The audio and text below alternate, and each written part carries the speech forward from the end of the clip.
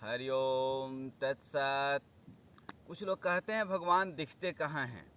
भगवान कहाँ दिखेंगे? जैसे पानी में, दही, दूध या इस वायुमंडल में अनेकानेक जीवाणु, कीटाणु, विषाणु, अनेक जीव हैं, लेकिन क्या वो दिखते हैं नग्न आँखों से? नहीं दिखते हैं। तो भगवान कैसे दिख जाएंगे? भगवान भी हर पदार्थ में है, हर पदार्थ में परमात्मा है, कण कण में कृष्ण हैं, रोम रोम में राम बसे हैं। लेकिन वो देखने के लिए ठीक उसी तरह जैसे पानी में, दूध में, दही में जीवाणु को देखने के लिए आपको सूक्ष्म यंत्र चाहिए, एक विशेष यंत्र चाहिए होता है। ठीक उसी तरह से हर पदार्थ में परमात्मा को देखने के लिए एक विशेष मंत्र चाहिए, सूक्ष्म मंत्र चाहिए, प्रणव मंत्र चाहिए, गुरु मंत्र चाहिए, जिसको सर्वश्रेष्ठ मंत्र कहते हैं। सर्वश्रेष्ठ देवों में देव, सर्वश्रेष्ठ देव कौन से हैं? 33 करोड़ देवी देवता हैं। सर्वश्रेष्ठ देव कौन हैं? गुरुदेव हैं। और कहें तो मंत्र कौन सा सर्वश्रेष्ठ है? सभी मंत्र श्रेष्ठ हैं, लेकिन सर्वश्रेष्ठ तो कोई एक होगा, और वह मंत्र है गुरु मंत्र।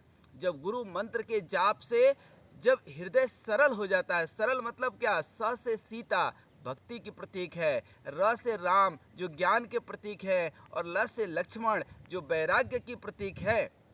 तो जब ज्ञान और वैराग्य से हृदय भर जाता है, तब हृदय में भक्ति आती है, और भक्ति जब प्रबल होती है, उस मंत्र के प्रभाव से चित्त शुद्ध हो जाता है, तब हर पदार्थ में परमात्मा का दर्शन होने लगता है। क्यों? कि हर पदार्थ में ऊर्जा निहित है, और परमात्मा कोई स्वरूप में तो है नहीं, वो चेतन स्वरूप है। कहते हैं कि शरीर नहीं है तो परमात्मा कैसे? शरीर नहीं है तो क्या पाप और पुण्य? जब स्वप्न देखते हैं, स्वप्न भी क्या है? एक क्षणिक मृत्यु ही तो है। जब आप निद्रा में होते हैं तो शरीर तो गुम हो गया, बचा क्या? स्वप्न। जब आप स्वप्न देखते हैं तो उस समय शरीर तो आपको याद नहीं रहता है, लेकिन स्वप्न में जो आपको कष्ट मिलता है, कोई स्वप्न देखते हैं जहाँ पे सुख का आभास होता है, दुख का आभास होता है, किसी ने गला काट दिया स्वप्न में, वह दुख तब तक दूर नहीं होता है जब तक आप जगते नहीं हैं। तो कौन सा शरीर है? वो चेतन शरीर है। ये शरीर जो है स्थूल शरीर है।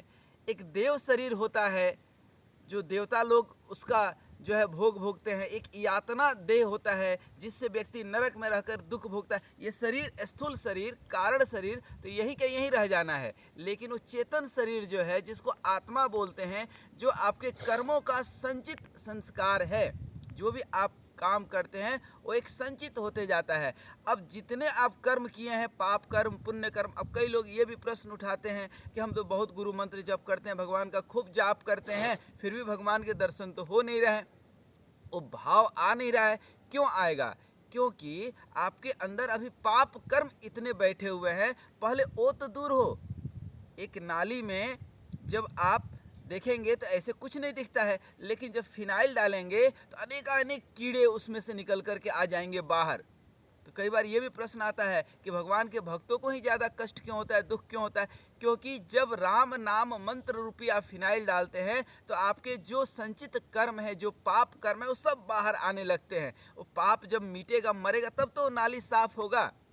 तो ठीक उसी तरह से है, जब हम लोग मंत्र जाप करते हैं तो अनेकानेक जो अंदर बैठी हुई वासनाएं हैं, घृणा है, राग है, द्वेष है, ममता है, ये जो संसारिकता है, वो सब धीरे धीरे निकल करके आने लगते हैं। जब वो सब निकल करके आने लगेंगे तो जीवन में कष्ट की अनुभूति होती है, और कई सारे साधक तो भाग खड़े होते हैं। क्योंकि भगवान का भक्त बनना किसी कायर और बुजदिल का काम नहीं, इसमें बहुत बहादुरी का काम है। क्योंकि जैसे ही आप मंत्र जप करेंगे, अर्थात नाले में आप फिनाइल डाल दिए, गंदी नाली में फिनाइल डाल दिया, अभी तक तो सब सही चल रहा था, जैसे फिनाइल डालेंगे, जैसे एसिड डालेंगे, तो बलबला के सब कीड़े बाहर आएंगे। ठीक उसी तरह से अपने संचित कर्म, पाप कर्म सब बाहर आने लगते हैं, और जब बाहर आएंगे तो भुगतना पड़ेगा। लेकिन जो धैर्यवान होता है, वो धैर्य रख करके स्थिर मन से, मन को एकाग्र करके, क्योंकि मन का काम क्या है? हमेशा नीचे की ओर जाएगा। जैसे पानी हमेशा नीचे की ओर जाती है, मन हमेशा नीचे की ओर जाएगा। मन को ऊपर ले जाने का सिर्फ एक ही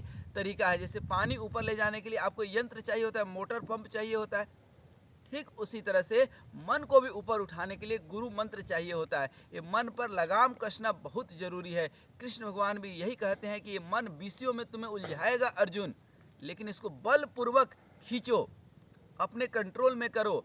जिसका मन पे काबू वो सबका बापू। जब मन को आप एकाग्र करके भगवान के चरणों में लगा देते हैं, धीरे धीरे भक्ति प्रबल होती है और इस भक्ति से एक भाव पैदा होता है जो आपको सहायता करता है कि हर पदार्थ में आप परमात्मा को देख पाएं, कण कण में कृष्ण को देख पाएं, गुरु में भगवान का दर्शन कर पाएं, हर हृदय में परमात्मा का वास देख सकें। इसी को तो वासुदेव कहते हैं। हरि ओम तत्सत, हरि ओम तत्सत। आइए एक संकल्प लें कि नित्य प्रतिदिन 24 घंटा में 10 मिनट ही सही भगवान का भजन अवश्य करें, तब धीरे धीरे रास्ता खुलने लगेगा।